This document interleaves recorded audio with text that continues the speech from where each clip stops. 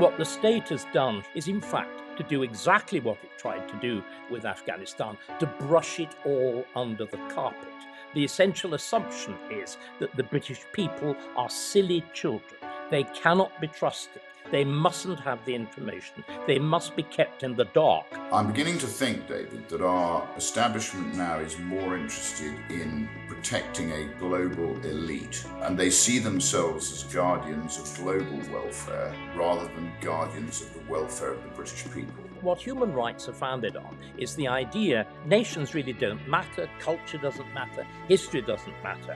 How many other skeletons are rattling around in the cupboard, that the British people didn't know about? What else are they hiding? Hello, this is David Starkey, and welcome to David Starkey Talks. And today I am delighted to welcome, in fact, I'm going to call him special guest, my friend Rupert Lowe, the MP for Great Yarmouth, and he is going to be, and also, of course, the founder of this thing, dare I call it that, Restore. We're going to be talking about Rupert's aims in founding this, my own role, very minor, in advising, and how all of that really fits in with the great events of the week, in particular, the extraordinary shenanigans over Afghanistan, the super injunction, and the general revelation about why we need restoration, the effective collapse of the British state. Seems to me that what happened in Afghanistan is it's a kind of almost an old and New Testament. Everything that has gone wrong with Britain in one aspect or another is there, isn't it, Rupert?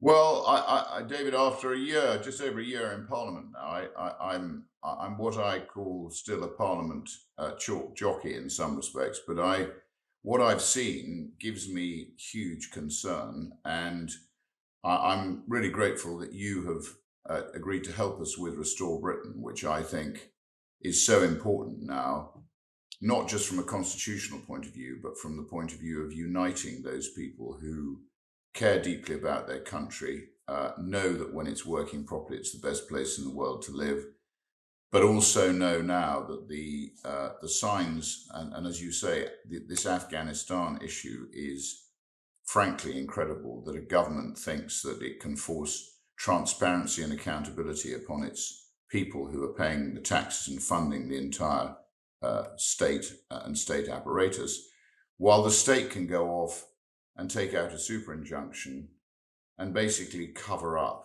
first of all, incompetence, and secondly, dishonesty, which I consider this to be. In a transparent democracy, this is a dishonest situation, and I think it embodies, as you say, everything which is wrong. And I'm delighted to be here to talk about what I see in Parliament, how I think it's dysfunctional.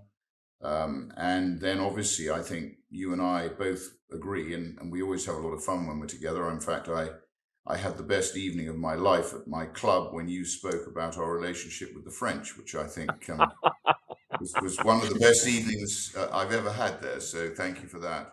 So look, I think there's a range of topics we can cover, but my view now is that unless there is a unifying force to bring together those people who care, I think our democracy, our government, our civil service, everything that is supposed to be looking after us and protecting us, I think it's become maligned, David. And I think there's so much now that needs to be done that if we don't achieve that change by the next election, and I'm not sure it will be 29, I think it will be earlier, because I'm extremely concerned about the economy.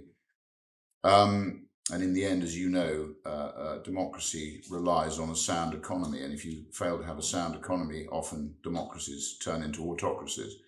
So I think there's so much wrong. We can talk about, obviously, the Equality Act. We can talk about the Human Rights Act, all of the Blairite heffalump traps which were laid, which the Tories not only didn't repeal, but very often they actually embedded them further into the structures, which is why now I think you'd agree there's such a big job to do constitutionally.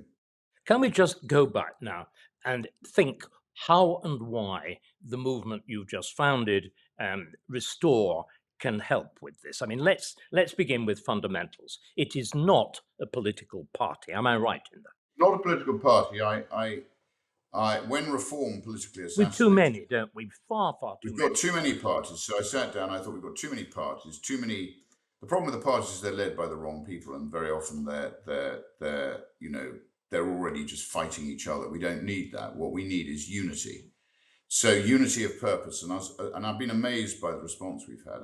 It's incredible, both in terms of numbers of members and also members of the Cromwell Club. Just to clarify again, Rupert, not a political party, but the aim is to do things the opposite way, not to try to bring about agreement by negotiation between leaders who are fractious and quarrel and fall out with each other and indulge personalities in a silly and often very childish way. Instead, to bring about agreement on its policy, isn't it? So the intent is to unify those people who, what I call the bedrock of common sense, people who care about their country. They can now join up for £20 a year. We do need some, what I call ammo. You've got to get some ammo, and we're now building a team of very bright young people who share our vision. And we've got some people who are supporting and helping us, I think, who share the view that Britain is not the place it used to be. It's not governed by the people it used to be. It doesn't have the sort of decency and high trust society which we used to have. So we're going to get this movement. And I guess you could say that yesterday we launched a petition to ensure that the government have a debate actually in Westminster about the government collecting the data on the rape gangs, which, as you know, I've been doing quite a lot on. And we started that petition at about 2:00 in the afternoon. And by 11 o'clock last night, we already gathered the 100,000 signatures that we needed to actually precipitate a Westminster debate on the issue and further highlight the fact that the government is failing us by not collecting the data by nationality, by ethnicity, so the whole gamut of data, which is part of this malign chapter in our history of the Pakistani rape gangs, which has been going on really since about 2000. And we can talk about that if you want to, and that just gives you an example. We've now got that. We've done the same thing with Lucy Connolly. We've now got a Westminster debate, and hopefully that will now be debated again, because her sentence, in my view, is completely wrong. To give somebody 32 months for a misguided social media post ultimately is wrong when you've got serious criminals being let out of prison early, or never even going to prison, or rapists being given lesser sentences. It's quite extraordinary. Can we just go back and tease out against the background of what happened in Afghanistan? The essential purpose of the first petition that you talked about was to gather information and to put it clearly, frankly, and honestly into the public domain. That's the essential point, isn't it? So that people know that people of Pakistani origin or Afghani or Somali are particularly prone, if the facts show it, to certain types of crime. In other words, that what the state has done hitherto, both, as it were, deliberately and accidentally, by not collecting data, by not publishing it, is in fact to do exactly what it tried to do with Afghanistan, to brush it all under the carpet. The essential assumption is that the British people are silly children. They cannot be trusted. They mustn't have the information. They must be kept in the dark whilst their betters deal with things that, are above their silly little heads. That's essentially the point, isn't it? And you see this collection of data as being a kind of battering ram with which you break open this culture of omerta, again, to call it a better name, this culture of lying and dishonesty. It's a total culture of lying and dishonesty. I call it the nanny knows best culture, David, which exactly. I think we largely imported from our period in the European Union, or whatever it was, 45 years in the EU, where we've not only imported that kind of attitude towards the electorate, we've also imported lots of malign legislation, maybe a sort of very small proportion of legislation that makes sense, but on the whole, my view on legislation is let people interface with each other sensibly and fairly without too much legislation. Legislation tends to poison the well rather than resolve the issues.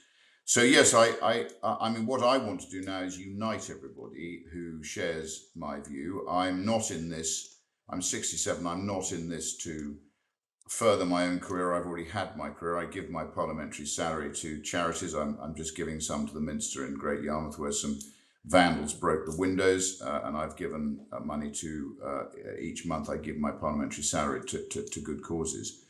So I want to unite those people who agree with me, and as you know, you get a lot of people who say, "Oh, he's a fake," and all the rest of it. Well, forget that.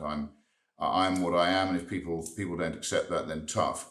But what we've got to do is unite those people who agree, because the more people who join Restore, the more power we will have to be able to influence the way in which we can sort of engineer change. Now, people say it's not a party, so therefore it doesn't have power. Well, no, it isn't a party at the moment. But as I say to people, you've got several ways of it becoming a party. It could either set itself up as a party if it gets big enough. That's a huge job in itself, and we've seen how difficult that is from the sort of problems that Reform have had with just local councillors. Indeed, we've now got an 18-year-old running Warwickshire County Council with a £400 million budget, which is bonkers. But so if we get, the next thing we could do is maybe we could do a reverse takeover of the Tory party or of Reform, or we could align ourselves with somebody who we think is actually capable of doing the job that we think is necessary. So what we've got is an opportunity to build a unifying platform which is going to turn into something which is going to have a major influence on the way in which we're governed. Because as you know, the tarts in Parliament and the tarts in our failed democracy, there's only one thing they care about, David, and that's being re-elected. And they will do ultimately whatever they feel they need to do. And if the movement gets big enough, they will have no option but to listen, firstly, to what the movement has concerns about, and secondly, discussions about the way in which the movement thinks we should be improving the government of the country. And if that starts, I think you and I agree that starts with looking at this Blairite legislation, which has seriously undermined our constitution and in many ways denuded the British people of the freedoms which our unwritten constitution gave us over many hundreds of years, and also almost showed the world in how a functioning liberal democracy can work. But I think it's gone badly wrong. And again, just to give you an example, yesterday I think the House of Commons now is run by the staff. It's not run by the MPs who are supposed to be the elected representatives of the people. The country is run by the 23 permanent secretaries who aren't elected. They're far more powerful than the cabinet.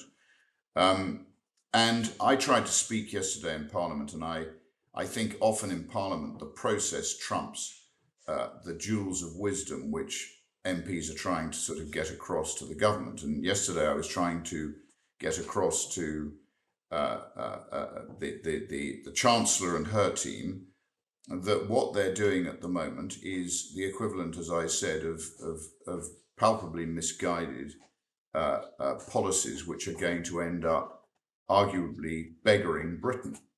And I spent 20 years in the City of London. I've got arguably a lot more experience than the entire cabinet put together in terms of understanding this.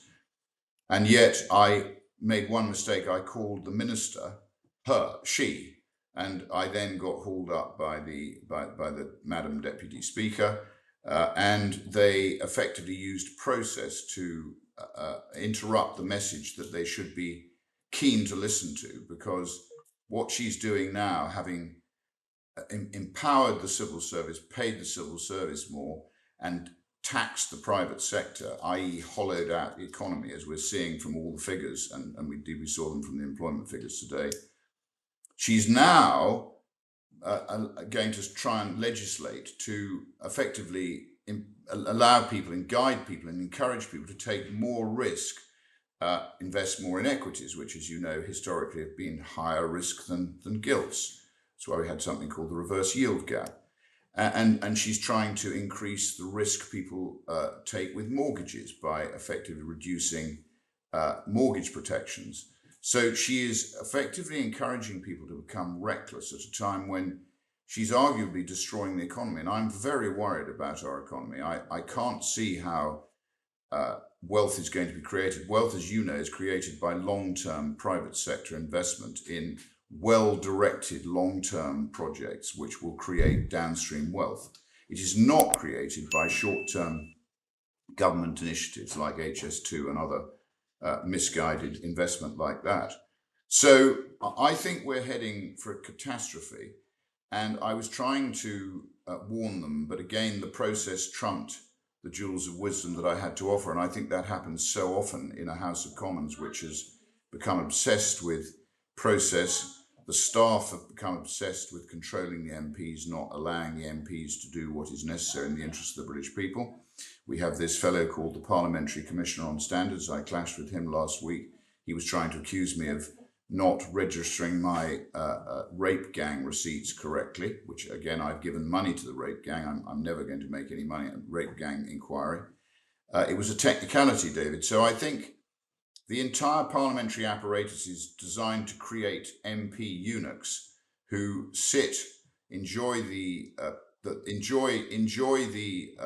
sort of benefits of being an MP, and actually do as little as possible for fear of tripping over the process. And as you know, that's not what parliamentarians should be doing. What they should be doing is trying to use their vocational drive to change the way in which Britain is governed for the better. Can we pause there, Rupert? Let's go back to when you first started calling things by their proper name on the rape gangs. Can you remember what happened at that point? Describe the scene. A female Labour backbencher rises virtually in tears and said, "How could you use such awful, rude language?" And wasn't that the case? In other words, they don't want to know that Parliament itself is actually frightened of confronting the truth. You've been talking about the truth in terms of finance, of the terrible position we find ourselves in financially. But again, reflecting on the background of Afghanistan and so on, there is a simple refusal to confront truth, a simple refusal to call things by their proper names. There's this you talked about process, but there's a kind of veil of language that we're supposed to pretend. We're in a pretend culture. One of the reasons that I was so keen to be involved in Restore, by the way, I've got to say, if you turn it into a political party, I have to resign on the day you do, because I remain a decent and sort of loyal member of the Conservative Party, but that's another matter. But it's this, what we've got to do is we've to get the British public that has got so used to being lied to that it almost wants to remain in this state of childlike. We become a country that's living by fairy stories. We live in a Harry Potter world in which we believe, or been told we believe, in magical solutions to the economy, magical solutions to multiculturalism. And it's going to be very painful, isn't it, Rupert? I mean, one of the things you've got to do is to make people confront the truth. And this is often a painful thing. You know, the great T.S. Eliot, an American, one of the great central figures of modern English culture, says mankind cannot stand too much reality. We've lived in a world of myth, of lies, of comfortable lies. What we've got to do is to be that tiresome little boy, the little boy who says the emperor is naked. You're so right, David. And yes, so the rape gang inquiry came, and I will freely admit that I had no idea of the scale of this until we started to do some work on it.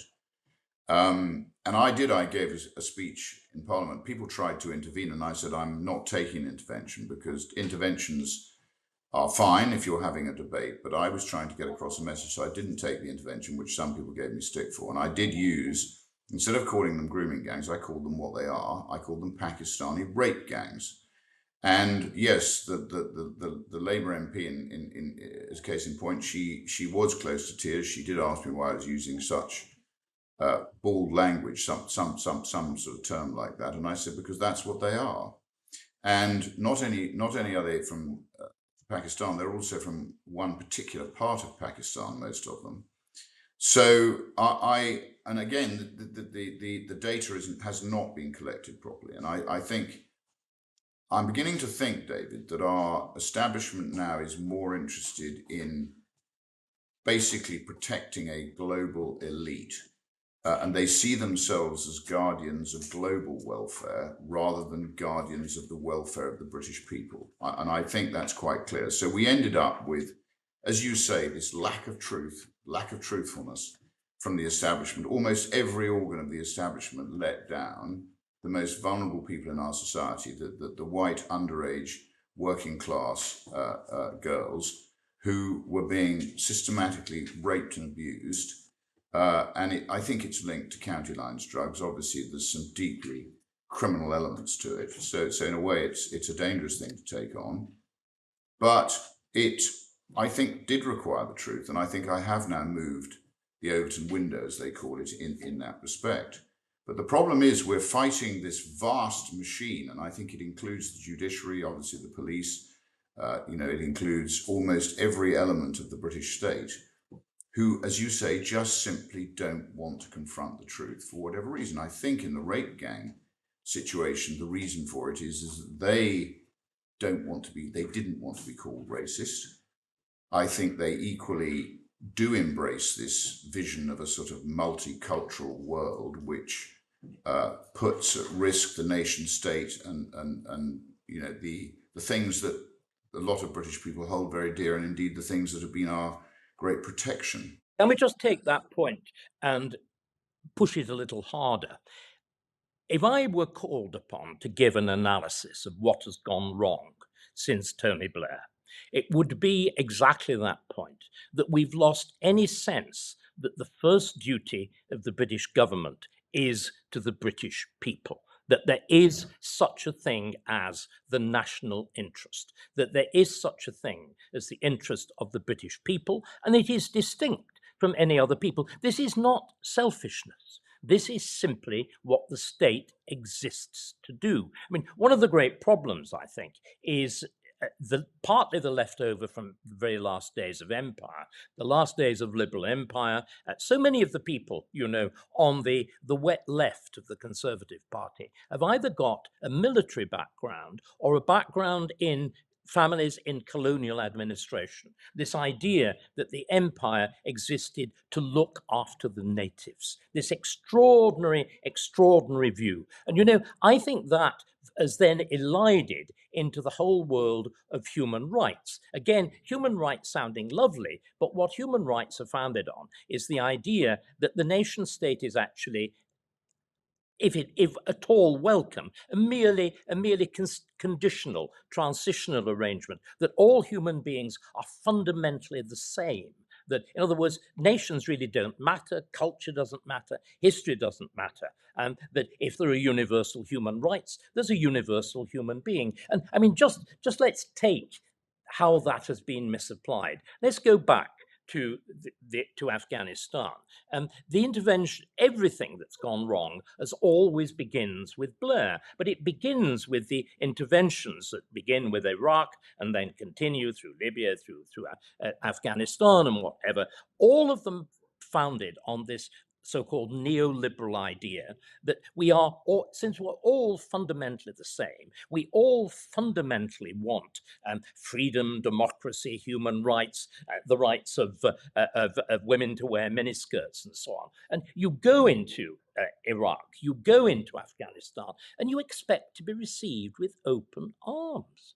You think that they really are just the same as us. They may dress as tribesmen and all the rest of it, but really scrape them underneath, and all they want to do is to sit down with a Coke and a McDonald's and watch an episode of EastEnders. And within a whisker and a milkshake, they'll be just like us. And it's this extraordinary, demented notion that's led to the whole of this repeated disaster. And because it's a lie, because it's a myth, you've got to do everything that we see. You have to use law to enforce the myth.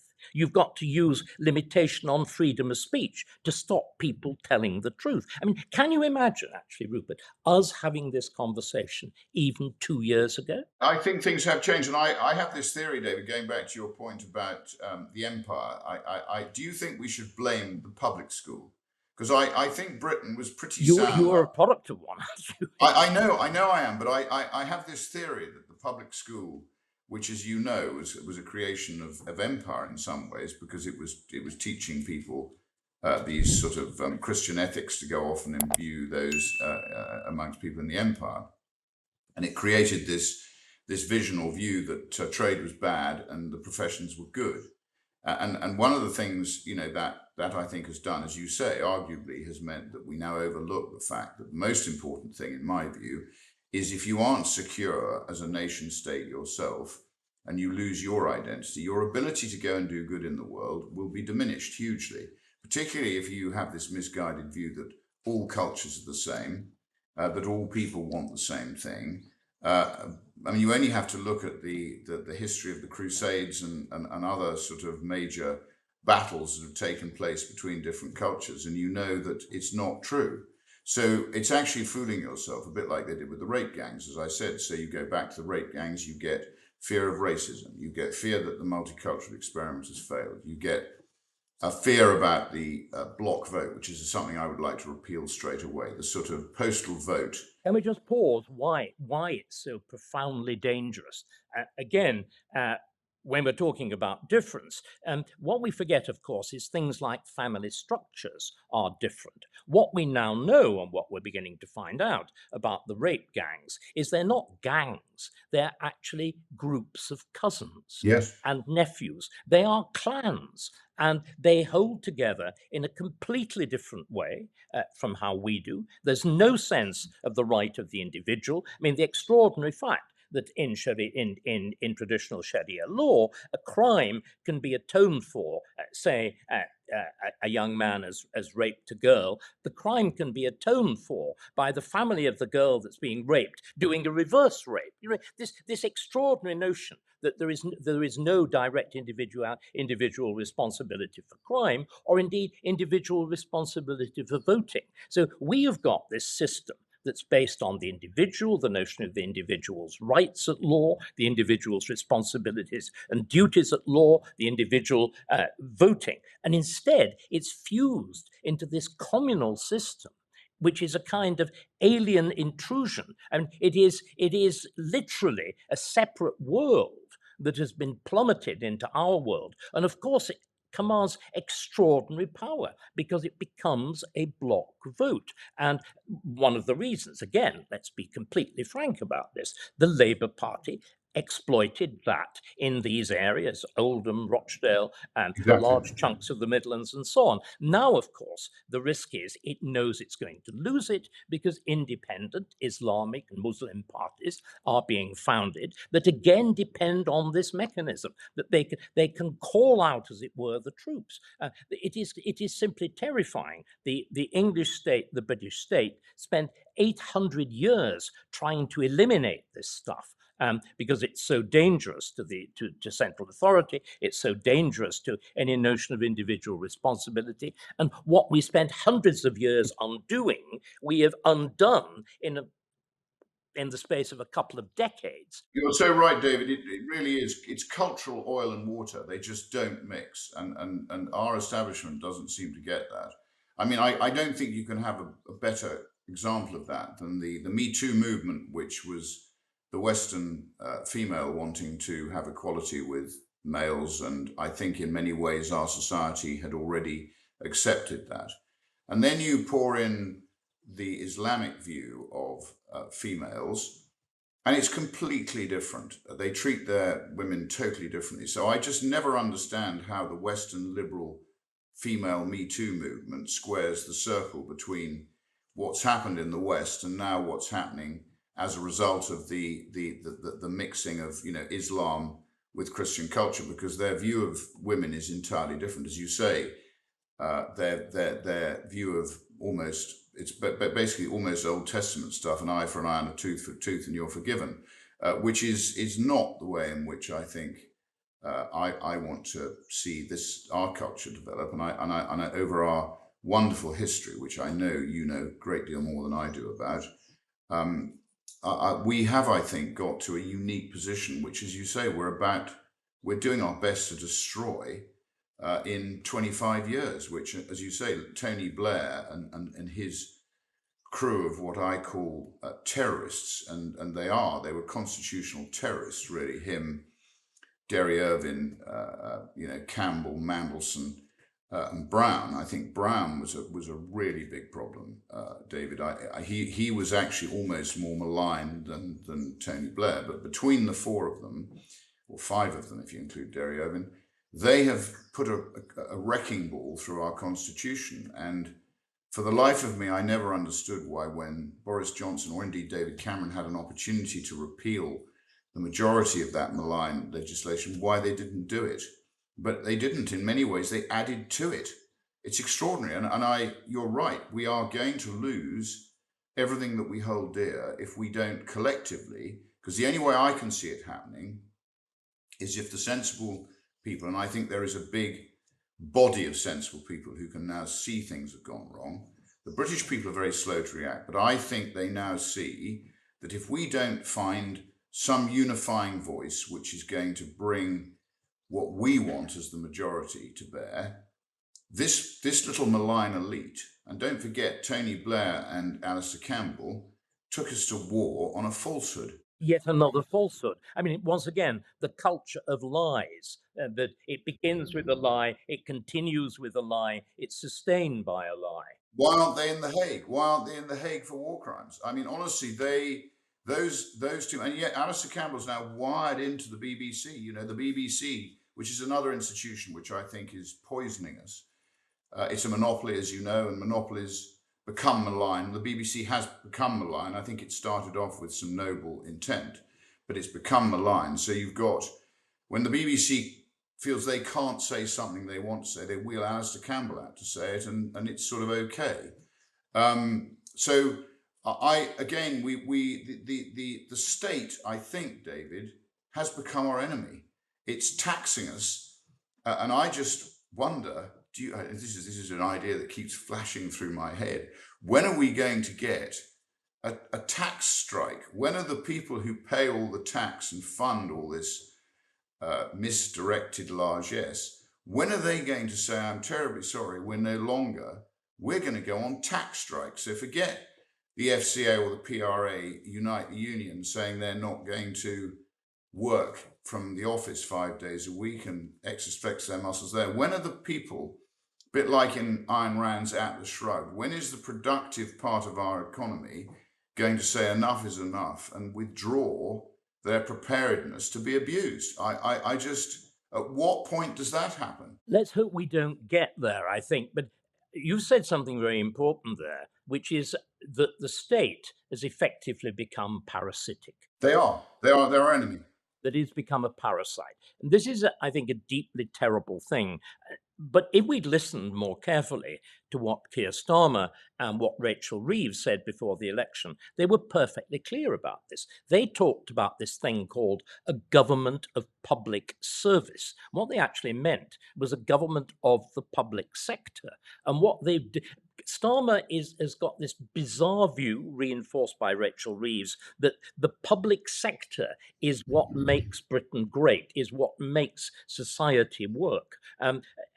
Rachel Reeves has this, again, even more bizarre view that by pumping money into the public sector, miraculously the economy grows. Now, this is voodoo. It's rain dance economics. And yet, back last year, the city sat there and listened to her say this stuff, applauded, said the adults were in charge. I mean, in other words, I think we do have the most extraordinary struggle at wakening people up. Or do you think that what's now happening, Rupert, with this general sense of the omni collapse, the sudden tearing away of the veil, as we saw over Afghanistan, the fact that economic mismanagement is now beginning to hit everybody, that the careful statement that we've stabilized the economy is manifestly rubbish. Inflation is creeping up. The interest rates that we pay on our debt, of which we need more and more, is going up. In other words, that we're now in this vicious cycle. You mentioned Tony Blair. I'd like us to throw us back further back into the 1970s. I feel my age, I'm even older than you are, we are reliving the 1970s. Well, it's actually worse than 1970s. Yes. Going back to Rachel Reeves and Keir Starmer, I mean, if people want to understand what drives them, you have to understand what the Fabian Society stands for, which I think, you I'm sure know about it. Many people probably won't, but they need to study the Fabian Society, whose emblem is a wolf in sheep's clothing, because that's what effectively drives a lot of Labour thought. On the economy, the entire front bench has no business experience that I would consider to be of any value at all. As you say, they think the right way of solving this is to pay the public sector more, to hire more public servants, and effectively it'll all come right. Well, it won't, because ultimately the public sector and the private sector are functioning each other. And using your parasite analogy, ultimately the parasites are killing the host. And what we're going to see is the analogy I use is a bit like a pit pony, as you know, in Yorkshire, when we had our industrial revolution, you got immense wealth, probably greater wealth amongst the coal mining owners, and they used to have these coal pits where the miners would go down and work in foul conditions to produce this coal, which was effectively the driver of our industrial revolution. But the pit ponies were down there; they were absolutely crucial, and the pit ponies used to be looked after very carefully, because the pit ponies, they used to pull the coal. And if you flogged your pit pony too hard, David, it died. And once it died, it didn't pull any more coal. And what's happening is you are seeing the pit ponies, which is the productive economy, is being flogged harder and harder and harder. It's collecting the taxes. It collects national insurance, pensions. It collects PAYE. It gifts wraps most of those taxes and hands it to an indolent state that's working from home, that's not productive, that is not delivering the service it's supposed to be delivering for the taxpayers. You've got HMRC that's completely out of control. And again, in the chamber yesterday, you get the government talking about how they're going to incentivize people to invest in high-risk startup businesses. Again, not the government's remit to do that, it's private sector remit. But what I can tell you is that HMRC, the government might be humming it, but HMRC aren't singing it, because EIS reliefs, and I do some EIS investment, I can tell you HMRC are pre-approving and then resiling on EIS approvals. So again, there is a complete disjoint across the public sector. It just is totally and utterly dysfunctional. And these 23 permanent secretaries, I'm intending to do a much more in-depth research on them. They have more power than the entire government, the entire parliament. These 23 people, a lot of them, David, are malign. A lot of them share these sort of globalist views. I think all of them do. A lot of them, I don't want to say all of them, but I think a huge proportion, if not all of them, are malign, omnipotent, unelected enemies of the state, or enemies of us, the people. I think there's a very important distinction. I mean, again, when we call them malign, these are people who, in their own lives, are doing good. I think this is the important thing. I don't believe these people are wicked or think of themselves as being wicked. Unfortunately, they think of themselves as being virtuous. They're deluded, though. They're deluded. Of course they are. Of course they are. But I think it's important to remember the best liars always believe their own lies. Tony Blair being an outstanding example. Well, I think he was a failed barrister, wasn't he, Tony Blair? I think. Not a very successful one. I think the leader of his chambers described him as the most disorganised barrister he'd ever worked with. But remember, careful, Blair was an extraordinarily effective prime minister. The change, to have been able to bring about the changes that he did, is a remarkable. I think they were completely wrong, misconceived, and whatever. But the extent to which he changed the state was greater than Margaret Thatcher, and I would argue greater than Attlee. So, in one sense, he's a good bad man. Although what he did was wrong, in my view, absolutely wrong, profoundly destructive. The fact that he was able to impose these changes to reshape Britain in the way that he did, effectively to create a new state, that the world on either side of 1997 is a world that was different, that looked different, that felt different, that used a different language. He transformed even the population, let alone the law and the constitution. This is genuinely revolutionary. achievement, those, as one as we agree, profoundly malign. But I want to go back to what I think is this one of the absolute central points. You've kept using the word Christian. Now, I think you talked about the public schools, you talked about that great enterprise. I think one of the fundamental things that's gone wrong is the identification of the personal ethics of Christianity with what should be the ethics of the state. If an individual, remember, Jesus has a very, how can I say, disobliging view of wealth. I mean, Rupert, you will remember what his advice to a rich man like you was, that it is easier for a camel to pass through the eyes of a needle than for a rich man to go to heaven. He even offered you a piece of advice as to how you might get there, which was to sell all your goods and give to the poor, not just your parliamentary salary. Now, in other words, what I think we need to admit is that Christianity is not a system of ethics for the state.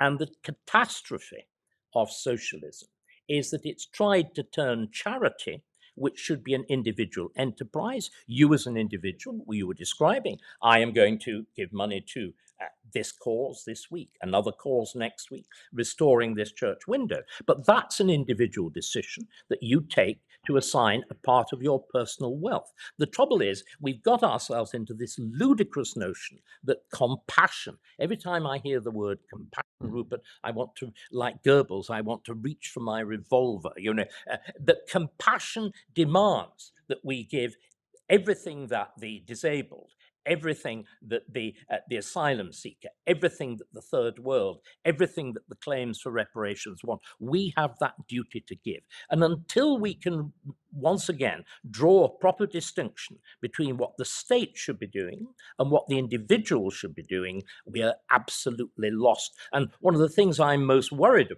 about the various movements on the right is the extent to which they claim to be restoring Christianity.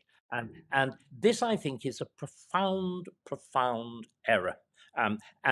Once again, we've to harden our hearts. For me, the most, you were talking about the terrible things that the Conservative Party did when it lost sight of being conservative.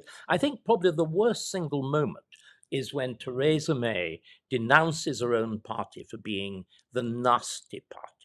That's to say, for not being caring, sharing, not being Paddington Bear, not believing that the NHS is the most wonderful thing that's ever happened in Britain.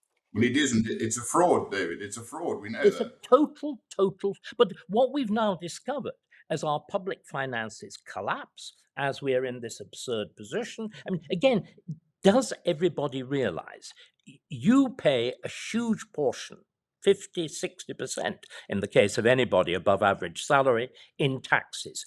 Do you realize of every pound you pay at the moment, one goes to paying interest rates, and that's going to go up steadily and fast? It is 100 billion pounds a year alone in interest rates. And this is all to do with the state collapsing back into idiot compassion. David, you raised some great points there, and I'd just like to say on the Christian point, you're quite right. I think this is more about individual responsibility.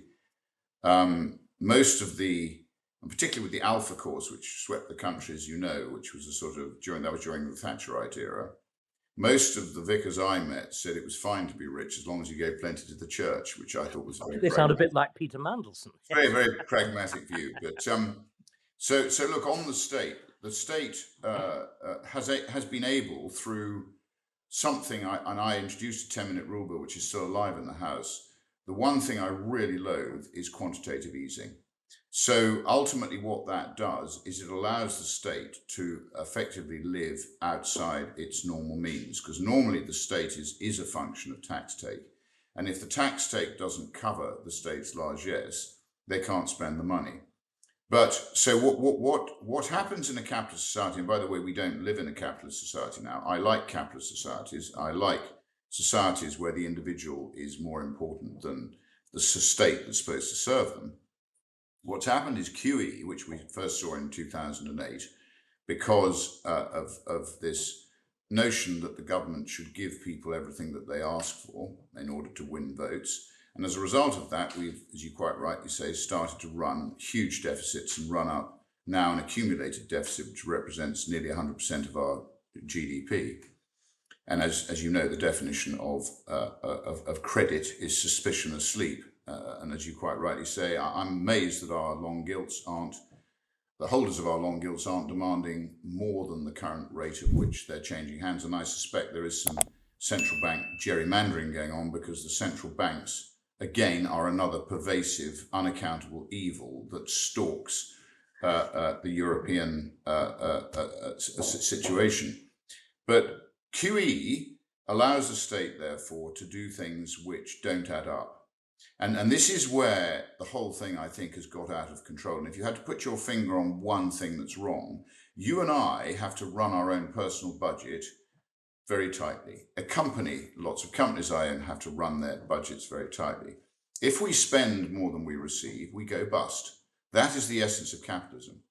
And in 2008, what should have happened is there should have been a load of mass bankruptcies which cleansed the system. And when you cleanse the system, what you do is you see assets and businesses pass from those who don't know how to run their business to those who do know how to run their business. And that is the essence of a capitalist cleansing process. But instead, you had the Bank of England, you had the Fed doing massive amounts of QE through Hank Paulson.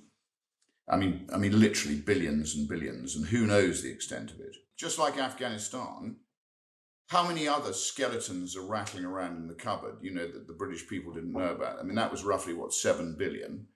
What else are they hiding? They've got this government accounting system called Oscar 2. Now, you imagine Enron was able to trade for years when it was technically bankrupt. How long can a state trade for when it's effectively bankrupt if it's using dishonest techniques to hide the levels of its liabilities? I mean, in theory, it could be a very long time. And this is why I'm so worried. Nothing now adds up, David. And I think we've all collectively got a hell of a lot to be concerned about. And I guess, you know about the Quaker movement. I mean, in many ways, that movement almost removed itself from a society that it saw as being dishonest. And, you've got the Cadburys and you've got a lot of those big Norfolk families trading together because they trusted each other, but they didn't trust the rest of the economic environment. I think we're almost there now. And I don't, and I'm not saying that putting this right is going to be fun. I don't think it will be. I think if people want their country back, which I think they voted for in 2016 and haven't had it back, to me that indicated that they actually were prepared to suffer in order to save their country and have an accountable sovereign parliament in Westminster which delivered in their interests, not in the global interest, which I think is where it's all gone wrong. I think we would agree, but isn't the task an enormous one? And if you actually look at what you were describing with quantitative easing, with the whole putting off balance sheet of extraordinary things, the whole of the extraordinary obligations of the public sector to these vast pensions is off balance sheet. 3 trillion. 3 trillion off balance sheet liability. The extraordinary use by Gordon Brown, you mentioned him again, and he, of course, is the Chancellor of the Exchequer at the time of the crash and the beginning of quantitative easing, when Mervyn King, the good governor of the Bank of England at that point, warned about moral hazard and was laughed at for his pains. Good man. An excellent man, as he was overruled. But then, of course, what does Brown do? PFI, the whole business in which state expenditure on things like schools and whatever is again sort of heaved into the private sector. In other words, you don't incur the capital expenditure, but what you do instead is incur enormous long-term, effectively rental costs and maintenance costs. And massive fraud, David. Massive fraud. It is frankly, I think we should be using that word fraud. It's state-sponsored fraud. But the problem is, isn't it? It's enabled us to live with a myth. It's enabled us to live with the myth that we can have levels of welfare. Again, it's Gordon Brown, who is determined that the welfare state should benefit everybody. I mean, he is the one who introduces the winter fuel allowance. He is the one to all old age pensioners. He is the one who is responsible for free television licenses to old age pensioners. But he wanted a dependency culture, He which wanted a would dependency always culture. vote Labour. That's what he wanted. But the problem is people get used to this. Look at the utter dishonesty of everybody, and I would say everybody, about the whole struggle over the winter fuel allowance. The Conservatives denounced Labour for removing it. Reform, I think you might even have been a member then, denounced Labour for removing it. Whereas this is precisely the kind of thing that we're going to have to cut back on. We can't live on freebies. There are no such things as freebies. If you get something from the state, it's taken from somebody else. It's taken from the taxpayer. Once again, Rupert, what we are doing, surely, why I am with you, we're going to have this extraordinarily painful process of trying to make people, politicians, judges, the civil service, the church, an outstanding group of liars, confront the truth. And it's going to be, I think, there is a much instinctive support on the part of the British people, but equally, we have got used to living in that fairyland, in that fairy tale. It's going to be very hard to break it. Rupert, I'm immensely grateful to you for being here, for giving, I hope, to all our listeners an idea of what you're doing, what your aims are, what the enemy is, and some of the things that we might begin to do to undo this terrible omnipresent lie of the Blairite state that has meant we've talked about democracy, but we've made absolutely certain that you as the voter and the representatives of the voters as MPs can do absolutely nothing about anything. Can I just say, though, David, and thank you for having me on. I always enjoy talking to you because you are a mine of information. There's more we could talk about on constitutional reform, which again is much more complex than people realize. And I know that's your view. But for those who are listening, who are frustrated, are unhappy, who want change, I say to them, your country, your responsibility. It's not just going to be one or a collection of a small number of people who's going to solve this. I believe this can only be resolved by a mass movement of like-minded people who can actually, through the power of their will, start to change this situation, which is not working to any of our benefit. And I think that's why I set up Restore Britain as a movement, not a party. And I'm really delighted to have you helping us, David. As you know, we've got Susan Hall as well, who's tremendous. And we're talking to a number of other people who I hope will come and help as well. But the great important thing is we get the members. Once we have the members, we get power.